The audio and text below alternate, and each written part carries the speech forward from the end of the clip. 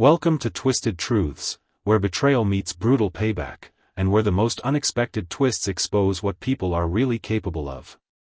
This story isn't just shocking, it's personal. My name is Myron Ellsworth, and I am 61 years old. And last Saturday, I watched my only daughter erase me from her life in front of 100 people, without even flinching. It happened at my grandson's naming ceremony. A grand, glittering affair at a high-end venue in downtown Seattle, all polished marble floors and chandeliers that looked like frozen fireworks. My daughter, Samantha, had spared no expense. I knew, because I'd written the check without blinking. After all, she said it was a once-in-a-lifetime celebration for baby Caleb. I was proud to be there, proud to see my little girl grown into a mother. At least, I thought I was. The guest list was stacked with her husband's corporate friends from West Pine Media, men in custom suits, their wives draped in diamonds. My side of the family? Just my sister, Helen, and her quiet husband who sat awkwardly at the far edge of the family table. I sat there too, watching Samantha glide between conversations, her white silk dress catching the light. Her husband, Chad, hovered at her side with the confidence of a man who'd never had to doubt his place in the world. And then there was Victor, her stepfather. Victor had married my ex-wife when Samantha was 15, just when the hard part of raising her was behind me.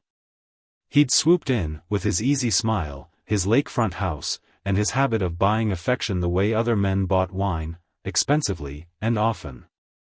I had been there for the sleepless nights, the math homework meltdowns, the broken heart after her first boyfriend cheated. Victor? He got to take her shopping, buy her first car, and play the hero without ever enduring the grind. But I'd never complained. Not once.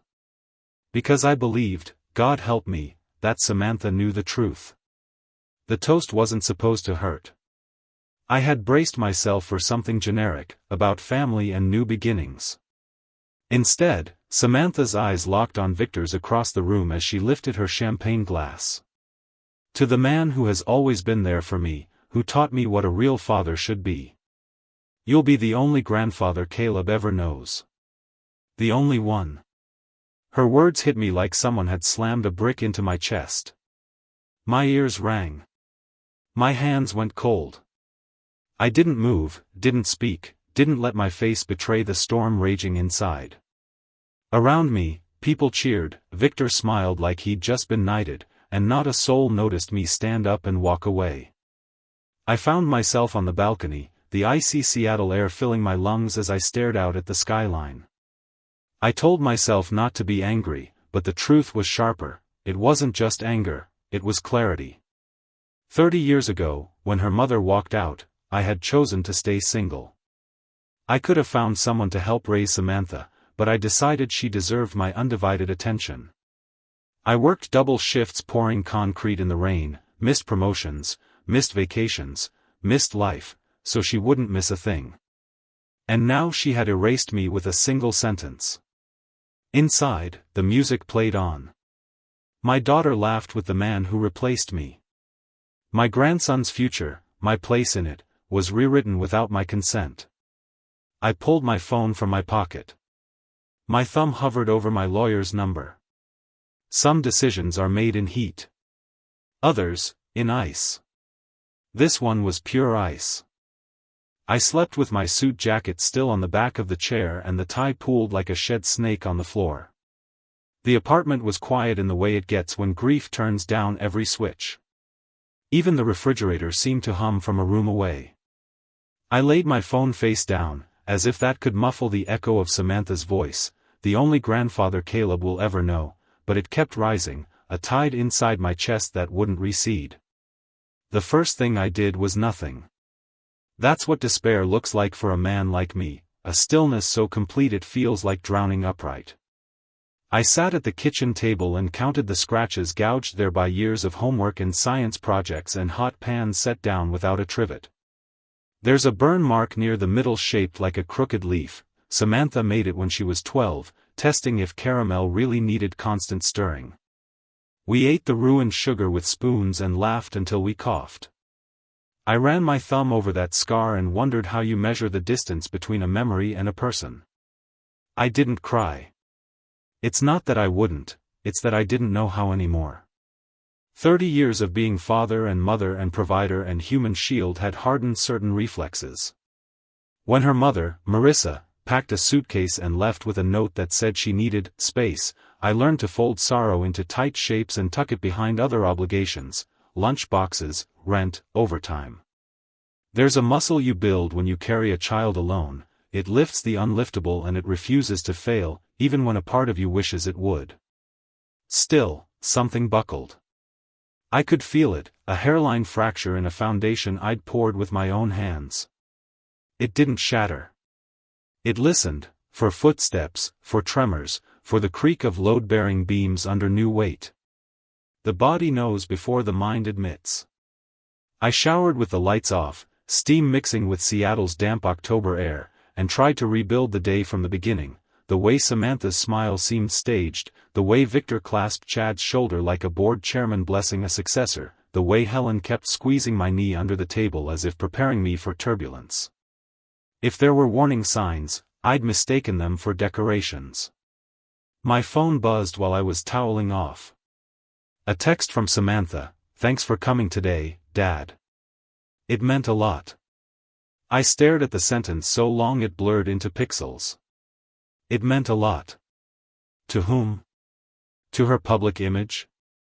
To the curation of a new family mythology? I typed and deleted 4 different replies, each one too soft or too sharp. In the end, I sent nothing. Silence felt like the only language that wouldn't betray itself. I poured coffee even though it was nearly midnight and drifted to the bookshelf I built the year Samantha left for college. The bottom shelf bows just slightly.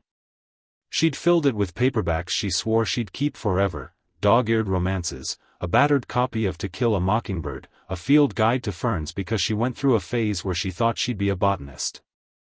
I pulled that one out. A pressed fern fell to the floor, brittle and olive. I crouched and picked it up, thinking of the day we hiked in Discovery Park and she lectured me about spores like she'd invented them. She was 15 then, half light, half flint. That was the summer Marissa introduced Victor at a barbecue and the calendar started to skip in ways I couldn't predict, weekends with her mother, new vocabulary about equity and assets, the first time Samantha said, casually as rain, that Victor thought we should consider a more aspirational neighborhood. I put the fern on the counter and made a sandwich I didn't want. When you're a father alone, you learn never to waste food, never to waste time, never to waste chances to keep someone else from going hungry. Old rules don't update when your child grows up, they linger, uninvited, like relatives on the porch. I ate anyway. I couldn't tell if I was feeding the past or starving the present. Sleep found me in fits. I woke twice convinced the ceremony was a bad dream and reached for my phone to text Samantha about some forgotten joke, some last-minute grocery item she always forgets, cilantro, limes, a particular brand of sparkling water she once insisted was smoother. I stopped myself both times. The muscle that carries children also knows when to go still to survive. Morning arrived gray and uncommitted. I went to work. Labor feels like certainty when nothing else does. The crew at Northline poured footings for an addition in Ballard. I measured forms and tamped gravel and listened to men argue about the Seahawks. At lunch, I retreated to my truck and opened the glove box where I keep a photo of Samantha on the day she got her driver's license, shell-shocked smile, rain in her hair, the lace of worry on my face cropped out by a generous clerk. I pressed my forehead to the cool window, and in the reflection I looked like what I am, a man learning his house has been condemned by someone else's decree. When I got home that evening, I found my tie still coiled on the floor like an animal too tired to move. I hung it in the closet as if that might set the day back on its hanger. It didn't. I made tea. I washed dishes that were already clean. I swept the kitchen. I watered a plant I'd been keeping alive since Samantha's dorm move-in, the one she said was low maintenance. The leaves have crisped at the edges. I don't know if plants can grieve, but they can thirst, and that can look the same from far away. Around 9, Helen called. She never drifts into a conversation, she steps straight onto the stage. "Myron, I wanted to check on you." "I'm fine," I said, the way men say it when they mean I'm sinking, but my boots are heavy and I can't figure out how to kick them off. She let the word sit until it sounded false. "I saw your face during the toast. You and me both. You were stone, but your hands were shaking. I'm not 25 anymore. It wasn't age." She hesitated. "Do you want me to come over?" "No," I softened it. "Thank you." She made a mistake, Myron. I wiped the counter with a clean towel, circular motions like polishing a dent. Mistakes don't usually come with applause. She's trying to live in 2 stories at once. The one she came from and the one she thinks she's supposed to be in. People do strange math to make that balance. She subtracted me. Helen exhaled. "Do you want me to talk to her?" "No," I surprised myself with how quickly I said it. I pictured Samantha hearing it from Helen like a scold from a school principal, then returning to her curated circle where Victor would say something like, "He'll come around," and Chad would nod because nodding costs nothing. "Whatever this is, it's between me and my daughter." "Then be ready," Helen said quietly. "People don't like consequences, they like edits." We hung up, and her last sentence walked the apartment like a watchman. I don't drink much anymore. After Marissa left, I learned how easy it is to anesthetize the parts of you that hurt most. I learned, too, how much collateral damage anesthesia can cause. But that night I poured 2 fingers of whiskey and sat in the recliner with the lamp off and the TV on mute. I watched the captions of a cooking show teach me how to sear scallops I didn't own. Grief is not just sadness. It's also inventory. I took stock in the dark, nights spent sewing buttons on a school blazer, the time Samantha vomited on my chest at 3 a.m. and I laughed because if I didn't it would mean I was failing, the morning she shaved a slice of hair off by accident and we went to the salon together and told the stylist to do whatever heroes do. We bought milkshakes after and walked home under the kind of rain that makes the city smell like hot metal. I thought of the day I opened a savings account in her name with a deposit that looked like an insult to her future but felt like a promise to mine. I thought of the night before her wedding when she asked me to read a poem instead of walking her down the aisle because Victor's been so supportive, Dad, and it would mean a lot. I told myself then that love wears many uniforms. Tonight it felt like a lie I bought wholesale. Sometime after midnight, I opened the drawer I'd ignored for 12 years. Manila folders, insurance papers, old W-2s, well I updated when Samantha turned 21 and said she wanted to be the kind of adult who planned. Beneath those, a blue folder clipped with a lawyer's band. Joanna Pike, attorney at law. Inside, the trust. Back then I called it generosity with a backbone. Joanna called it prudence. We sat in her office while she explained clauses I pretended to understand, vesting schedules, fiduciary duties, terms and terminations. She suggested one I resisted with more than pride, with certainty. She called it a respect and relationship provision. It was spare and blunt: if the beneficiary publicly disparages, disavows, or materially excludes the grantor from significant family roles or events, distributions may be paused, redirected, or revoked at the grantor's discretion. I laughed. My daughter won't do that. Joanna didn't laugh. Then the clause will never matter, she said. But if it ever does, you'll be glad it exists. I read it twice now, under the yellow cone of my kitchen light. The words felt both surgical and heavy. Publicly disavows or materially excludes. I heard Samantha's voice again, clear as crystal, amplified by clinking glass. You'll be the only grandfather Caleb will ever know. That was not an aside whispered in a hallway. That was a declaration. I understood then why despair showed me paperwork instead of pity. It was giving me a handrail in a house on fire. I put the documents back without deciding anything. The mind might recognize a tool, the heart needs time to decide whether to pick it up. I went to bed and dreamed of pouring a slab on sand while a crowd cheered the architect who sketched the design and never lifted a bag of cement. Over the next 3 days, despair found new rooms. There was the shot of humiliation when a guy from West Pine I'd met once at Samantha's wedding sent me a LinkedIn message, all faux concern and coded curiosity, saw you at the ceremony. Beautiful event. Family is everything, huh? I typed sometimes it's not, then deleted it and wrote thanks, hope you're well, and hated myself for feeding the polite machine. There was the ache of the mailbox.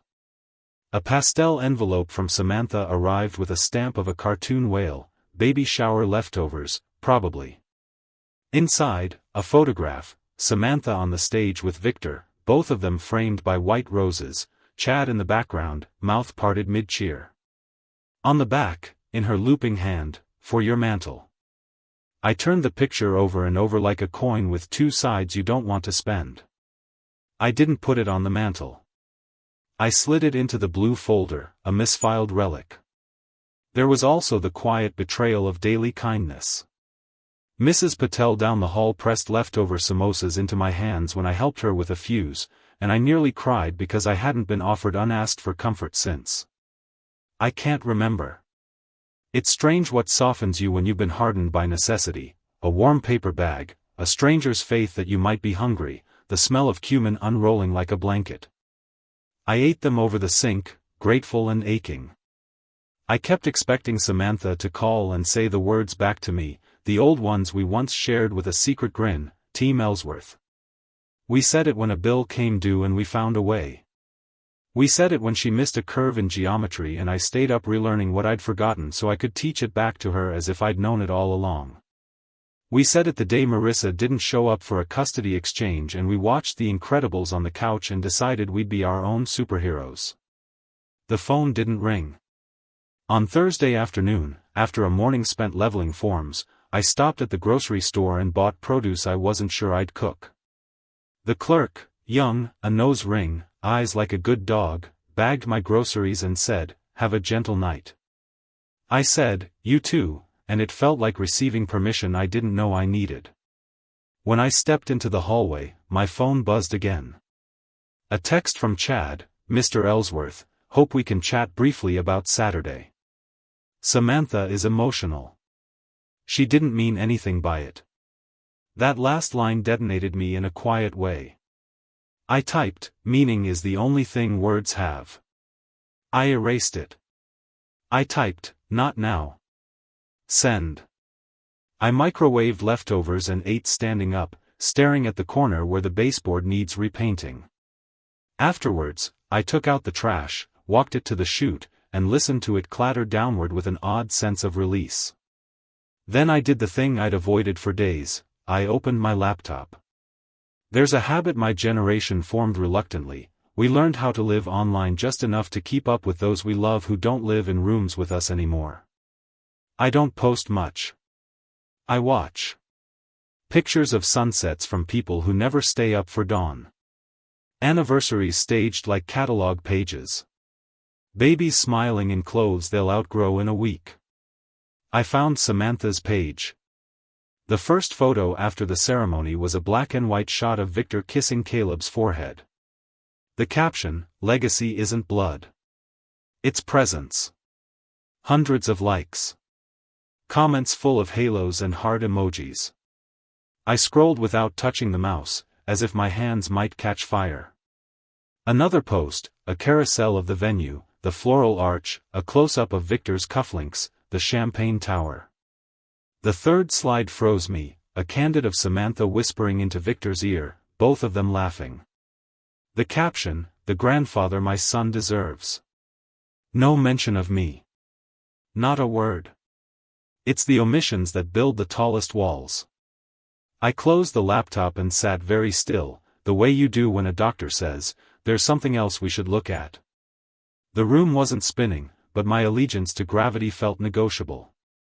The phone buzzed on the counter again, 3 short bursts in a rhythm I know is Helen's. "Call me when you can," the first text said. "No rush," the second lied. The third, actually, call me now. There's something you need to see. I stood, reached for the blue folder, then stopped with my fingers on the tab. The respect clause was a wrench in a drawer I'd never hoped to open. But there are other tools you don't know you'll need until the pipe bursts at midnight. I called Helen. Her voice was tight and careful, the way a nurse talks right before she tells you the truth. Myron, she said, I'm sending you screenshots. From a private moms group. Samantha posted something there. She paused. It's not good. What did she say? I asked, though I already felt the answer spidering through me. Check your phone, she said. And sit down. The text came in a cluster, each image opening to a paragraph that mangled me as if words had teeth. I sat. And for the first time since the ceremony, the stillness broke. Helen didn't have to tell me to brace myself. The first screenshot did that all on its own. It was Samantha's profile picture at the top of a Facebook post, her holding Caleb, Victor beside her like a permanent fixture. The caption, posted in a private Seattle New Moms group, read: My father's been acting strange lately. Making erratic financial decisions. I'm worried he's not thinking clearly. Some people close to him have started taking advantage of his generosity, family friends who don't have his best interests at heart. It's heartbreaking, but I might have to look into a mental competency evaluation before things get worse. She didn't write my name, but she didn't have to. Every single woman in that group knew exactly who she was talking about. And every single one now had an open invitation to speculate about the unstable old man in her life. I swiped to the next screenshot. My jaw clenched. It's been hard, especially since he's been distant from my son. My stepfather has been a constant source of support, he's the only real grandfather my child will ever have. But my father refuses to accept that. I'm afraid his bitterness is clouding his judgment, and it's not safe for him to manage such large sums of money anymore. Comments spilled underneath, half-baked diagnoses from strangers, advice to call adult protective services, links to lawyers who specialize in protecting assets from predatory relatives. Predatory relatives. That's what she was calling Isabella and Carmen, the only people in my life who had consistently stood by me without taking a dime. The third screenshot made my stomach turn. If anyone has experience getting power of attorney for an aging parent, please DM me. I think it's time to take steps before irreversible damage is done. A dozen sympathetic replies. People I'd never met were sending prayers for poor Samantha as she dealt with this difficult transition. One woman even offered her template for filing an emergency guardianship petition. I dropped the phone onto the table like it was hot metal. My reflection stared back at me in the dark window, jaw set, eyes narrow. I didn't recognize that man. Helen's voice came through the phone, hesitant but certain. Myron. I'm so sorry. Isabella found those before Samantha could delete them. She knew you needed to see them for yourself. For a moment, I couldn't speak. My mind was busy rearranging decades of fatherhood into something I could actually look at without gagging. 30 years of sacrifice, erased in a Facebook group for moms who swapped toddler snack ideas and passive-aggressive advice about car seats. Finally, I said, she's not just cutting me out, Helen. She's trying to make sure I can't fight back. She wants the money. And she wants control. She's laying the groundwork, Helen agreed quietly. If she convinces people you're incompetent, the trust could be challenged. So could your will. That word, incompetent, lodged in my chest. Not just an insult. A legal weapon. I opened the drawer and pulled out the blue folder. Laid the trust documents flat on the table like an operating table before surgery. There it was in black and white, the respect and relationship provision. No lawyer in their right mind would see Samantha's posts as anything but a direct violation. I didn't feel anger yet. Anger's loud. This was something colder. Methodical. The way a man feels when he finally realizes the fire isn't going out on its own, and the only way to stop it is to cut off its oxygen. I called Patricia Walsh, my attorney, the next morning. She'd been with me through everything: my failed contracting business, the refinancing of my apartment, the setup of this trust. She didn't waste time on small talk. "Patricia," I said, "I'm activating the clause." She didn't sound surprised. "Walk me through what happened." I told her about the toast, the omission, the social media posts. I sent her the screenshots Isabella had grabbed. She read them while I waited in silence. When she spoke again, her voice had the crisp satisfaction of someone who just found a smoking gun. "This is beyond a breach of the clause. This is defamation. And if she's hinting at a competency challenge, that's an attempted preemptive strike. We can respond two ways: 1. Revoke her access to the trust immediately and redirect the funds. 2. File suit for defamation and make sure there's a public record of her statements being false." "Do both," I said. "You're sure?" "She's already sure about what she's willing to do to me. I'm just catching up." Patricia didn't scold or console. "That's why I've trusted her all these years. She deals in solutions, not sentiment. I'll need you to sign an amendment to redirect the trust."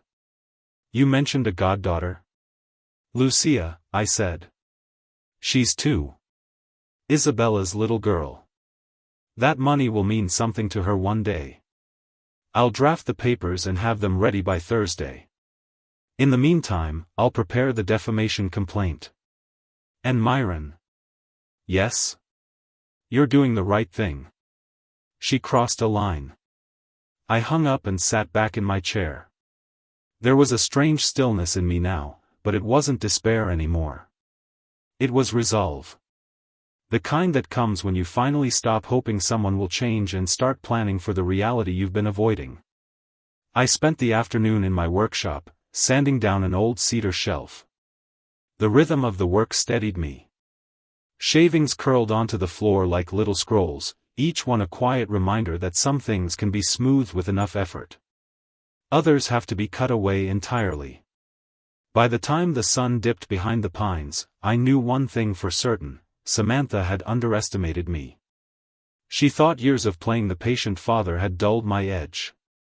She forgot that I built houses from the ground up, that I know exactly when a foundation is rotten, and I have no problem tearing it down before it collapses. And I was about to tear down hers. Thursday morning, Patricia's office smelled like fresh paper and stronger coffee than my stomach could usually handle. She slid the documents across her desk with a precision that told me she'd been waiting for this day as much as I had. "This is the amendment to the trust," she said, tapping the top page. "It officially removes Samantha as beneficiary and transfers the full amount to a trust in Lucia's name. Irrevocable. Ironclad. If Samantha challenges it, she'll lose in court, and she'll have to cover your legal fees." I picked up the pen and felt the weight of it in my hand. It wasn't just a signature, it was 30 years of fatherhood condensed into one decision. The pen moved anyway. When I lifted it, the ink was still wet but the choice was dry, final. "Here's the second set," Patricia continued. "Defamation complaint. We'll file it in King County. It includes screenshots of every post, context for the statements, and medical documentation confirming your competency. I've also added a clause making it clear these statements were malicious and intended to harm your reputation and relationships." She leaned back. "We can keep it quiet, settle quickly, or we can go public." "Public," I said without hesitation. She wanted to humiliate me in front of her new world. Let's see how she likes it when the light shines her way. Patricia smiled faintly, the way a surgeon might before a difficult but necessary procedure. "Understood."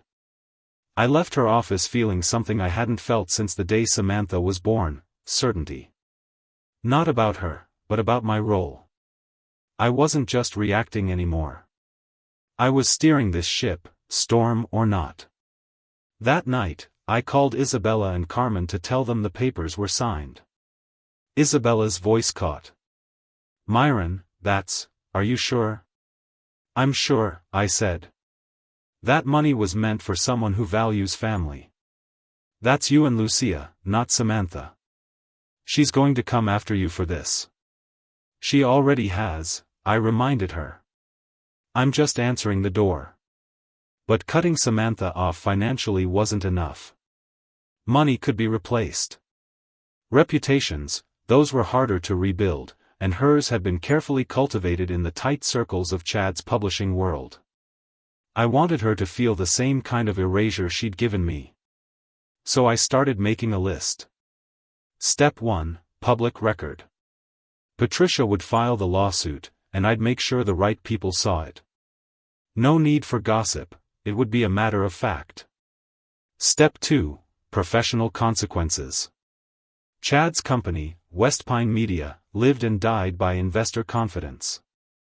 Investors like stability. They didn't like scandal, lawsuits, or executives married to someone making defamatory claims about family for money. All I had to do was ensure the investors knew the whole story. Step 3, social mirror. Samantha lived for her social circles, moms groups, charity galas, networking brunches. If those groups saw her in a different light, the invitations would start drying up. I didn't need to slander her. I just had to let her own words speak for themselves, in the right rooms. The next few days, I went about my routine as if nothing had changed. I poured coffee, went to work sites, chatted with Helen. But every spare moment, I was laying groundwork. I called an old acquaintance from my construction days, a guy named Ray who now worked as a facilities manager for one of West Pine's major investors. I didn't give him the whole story, just enough to pique his interest. Keep an eye on the business section of the Seattle Times this week, I told him. Might make you rethink where your company puts its money. I also reached out to a friend of Carmen's who ran a nonprofit Samantha had recently tried to cozy up to for networking purposes. I emailed her the screenshots, just the public ones from the lawsuit, and told her I thought she'd want to know the kind of person they were associating with. She replied in under an hour, "We'll handle it." By the time Patricia filed the lawsuit on Monday morning, the dominoes were already leaning. The Seattle Times ran the story by Wednesday. Local businessman sues daughter for defamation, cites respect clause violation in trust. They didn't pull any punches. The article included the trust reallocation, the screenshots, and a quote from Patricia about protecting the dignity and autonomy of aging parents. That same day, Helen called. "You lit the match, Myron. I'm hearing from people I haven't talked to in years. Samantha's spinning out." "Good," I said. "Let her spin. Maybe she'll see where she lands." I knew she'd call eventually. I just didn't expect it to be so soon. "Myron, what the hell are you doing?" Her voice on the phone was sharp, frantic. "This is public now. Do you have any idea what this is doing to Chad's business?" "To me?" "Yes," I said simply. "Do you have any idea what your posts did to me?"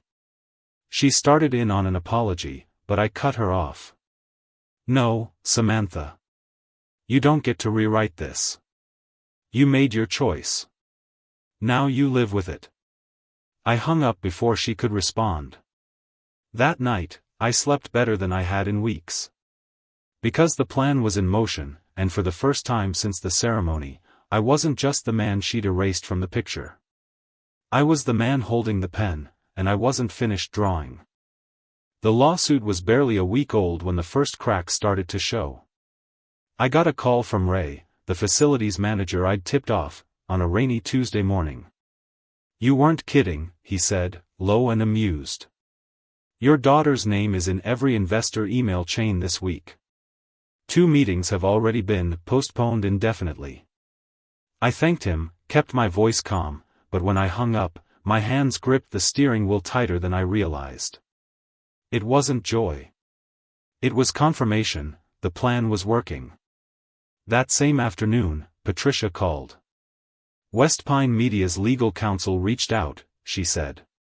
"They're Curious if you'd consider dropping the defamation case in exchange for a public apology and a private settlement. I laughed. They think this is about money? They all do, she replied. But I told them you weren't interested. Good. Let them sweat. But this wasn't just about making Samantha uncomfortable, it was about dismantling the careful scaffolding she'd built around her life. That meant hitting not just her reputation, but the narrative she'd been selling about her family. So I started pushing the screenshots into places I knew would sting. The private, Seattle New Moms group where she'd first posted. Isabella still had a friend on the inside.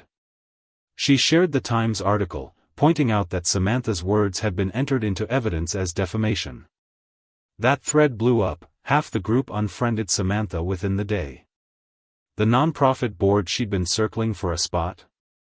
They released a statement the next morning citing irreconcilable differences in values, and wished her luck in future endeavors. Translation: You're toxic, don't come back. Her curated Instagram feed, all champagne brunches and toddler yoga? Flooded with polite but pointed comments. Is this the same dad you called incompetent? Family is everything, until the trust runs out, huh? She turned off comments by day's end. I thought that was enough, for now. But the universe, it seemed, was in the mood to assist. Helen called me that Friday evening, her voice buzzing like she'd just stumbled onto buried treasure. Myron, she said, you won't believe what I found. What? A friend of mine works in real estate. She's handling a property sale in Bainbridge Island. Guess who the sellers are? I didn't need to guess. And, Helen continued, drawing it out, guess why they're selling? Chad took out a second mortgage on their Seattle condo 6 months ago to fund a new imprint for West Pine. It flopped. They're underwater. The Bainbridge place was Victor's gift to them after the wedding. I leaned back in my chair. So they're liquidating. Not voluntarily. The bank's moving in. It's going to be public record by next week. That was the moment I realized the next strike wouldn't even have to come from me.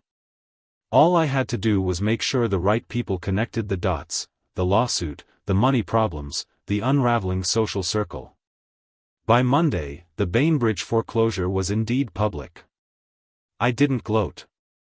I just made a quiet call to a journalist at the Seattle Business Ledger, a man I'd poured a driveway for back in my contracting days.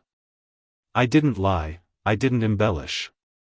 I just said, you might want to look at the foreclosure filings and then at who's involved in a certain trust fund lawsuit making the rounds. 3 days later, there it was, financial woes compound for couple at center of family trust dispute. The article linked to the Times piece and spelled it out plainly. While not illegal, the optics of lavish events funded by borrowed money were unfortunate. Samantha called again that night. This time, she didn't yell. She didn't even try to guilt me. Her voice was flat, frayed. Dad, this is destroying us. I stayed silent. I made a mistake. I got caught up. But now, Chad's investors are gone, we're selling the house, people won't return my calls. It feels like you're enjoying this. I'm not enjoying it, I said. But I'm not sorry, either. You took something from me in front of the world, Samantha. You tried to take more behind my back. This is me giving it back to you, just the way you gave it to me. She started to say something, but I hung up before she could. That night, as I sat on my balcony with a cup of coffee, I realized we were only halfway through the storm. The real thunder was still out there, because Helen had one more piece of information, and she'd been holding it until she could confirm it. She showed up the next morning with a manila envelope and a look that told me this wasn't going to be small. Myron, she said, sliding it across the table, you're going to want to sit down for this. Inside was a printout of an email chain. At the top, Chad's work address. At the bottom, Victor's. And between them? A conversation about restructuring the trust once competency is established, and transferring any remaining assets directly to Westpine to secure the investor buy-in. Victor wasn't just a bystander. He'd been in on it from the start. I read the email chain twice before the meaning fully sank in. Victor's name, Chad's name, both right there, plotting in black and white. The first email was from Chad. Once we've secured POA, we'll restructure the trust to eliminate unnecessary beneficiaries. The funds could be redirected to Westpine for our expansion. Investors will see it as a show of confidence. Victor's reply, cool and casual. The key is competency. We need enough concern documented so it looks responsible, not greedy. Samantha can handle that part. I'll stand as her witness if needed. The timestamps were from a week before the naming ceremony. They hadn't just reacted to something I'd done, they'd been laying this trap for months. I felt something shift inside me. Before, this had been about hurt and humiliation. Now it was about defense. They hadn't just wanted to push me out of my grandson's life, they'd wanted to strip me bare, legally and financially, and call it care. Helen watched my face as I set the papers down. You're not surprised? No, I said slowly. I'm confirmed. Patricia's voice was sharp when I called her. This changes everything, she said, almost eager. Conspiracy to commit financial exploitation of a vulnerable adult, that's a felony in this state, Myron. And with this email chain, they can't spin it as misunderstanding. What's our play? She laid it out clean. We could amend the defamation suit to include these allegations, send a copy of the emails to the state's Attorney General's office, and forward them to Westpine's board. Each step would be like cutting a different wire in the same bomb, individually damaging, collectively fatal. I told her to do all three. The first hit landed faster than I expected. Westpine's board didn't just reassess Chad's position, they suspended him pending an internal review. The story leaked to the Seattle Business Ledger within 24 hours. Westpine executive under investigation for alleged role in family trust dispute. They quoted sources close to the matter, saying investor confidence had eroded significantly in light of recent events. The second hit came from the Attorney General's office. They sent an official letter requesting an interview with me regarding possible financial exploitation. Patricia framed it as a formality, but I knew it was the first step in putting Victor and Chad under a magnifying glass neither of them could afford. And then came the moment I didn't see coming. Late Thursday evening, I got a call from a number I didn't recognize. When I answered, Victor's voice came through, strained but still carrying that self-assured tone he'd worn for decades. Myron, we need to talk. No, I said. I don't think you understand, if this goes to trial, all of us lose. Samantha, Chad. You mean you, I cut in. Silence. Then, I was trying to protect her. By gutting my life savings? She's not as strong as you think. Chad's been under pressure. I laughed. It wasn't friendly. You've always been good at wrapping greed in concern, Victor. But you made one mistake. What's that? You left a paper trail. By the weekend, Samantha was the one calling, 3 times in one day. I didn't answer. The voicemails ranged from pleading to furious to defeated. Dad, please, they're saying Chad could face charges. Victor too. This is spiraling. We can fix it if you just call Patricia Ann. I deleted the rest without listening. Because here's the thing about a reversal, it's not just about winning. It's about shifting the ground so completely that the people who tried to bury you are the ones struggling to dig themselves out. For 30 years, I'd been steady, dependable, safe. The man who'd clean up messes quietly so no one else had to. But they forgot that in construction, sometimes the only way to fix a problem is demolition. And I was just getting started swinging the hammer. The morning the collapse came, I didn't hear it from the news. I heard it from the silence. No buzzing phone. No new emails from Patricia because there was nothing left to strategize. The dominoes had fallen exactly as they should, and all I had to do was drink my coffee and watch. West Pine Media announced Chad's resignation, effective immediately, due to personal and legal matters. Investors pulled out entirely. The company's planned expansion shuttered overnight. He went from executive director to unemployed in less than a month. Victor was hit harder. The Attorney General's office opened a formal investigation into attempted financial exploitation of a vulnerable adult.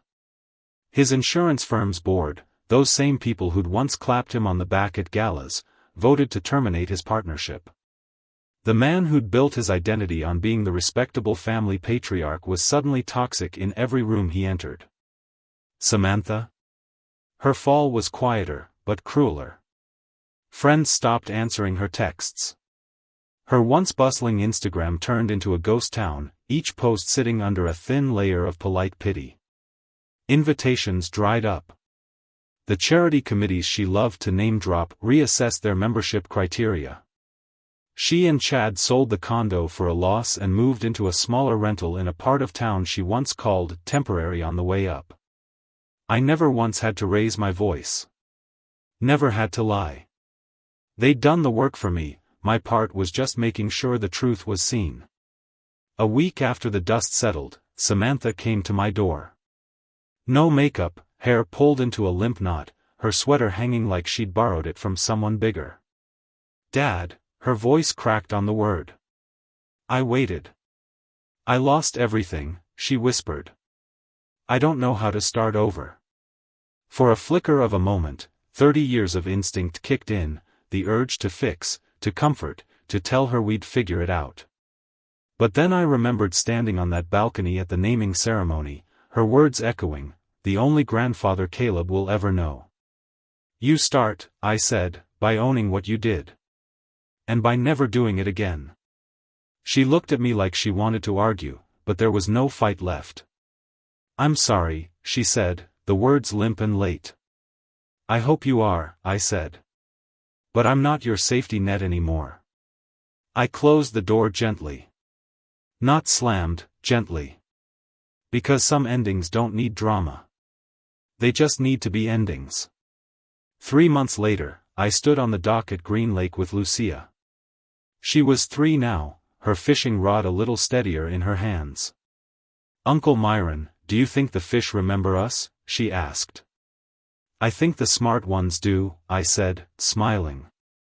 Behind us, Isabella sat on a picnic blanket, laughing with Carmen. The trust was already working, Lucia's preschool tuition paid, a college fund growing, opportunities lined up like stepping stones she could actually see. That was my legacy now. Not just money. Choice. Protection. A future untouched by manipulation. I sometimes hear from mutual acquaintances about Samantha and Chad. They've stayed out of serious legal trouble, probably thanks to deals Patricia worked behind the scenes, but their names are still whispered in the wrong tone at the right parties. Victor, I'm told, spends most days golfing alone. And me? I learned something through all this, that family isn't a blood guarantee. It's a choice you make over and over, to show up for the people who show up for you. I chose wrong once. I'm choosing better now. In the end, truth has a way of surfacing, even if it comes twisted through pain and betrayal. As one wise voice once said, sometimes your greatest enemy was once your closest ally. If this story struck a chord with you, let us know in the comments. And don't forget to subscribe, share, and spread the word, because justice deserves to be heard.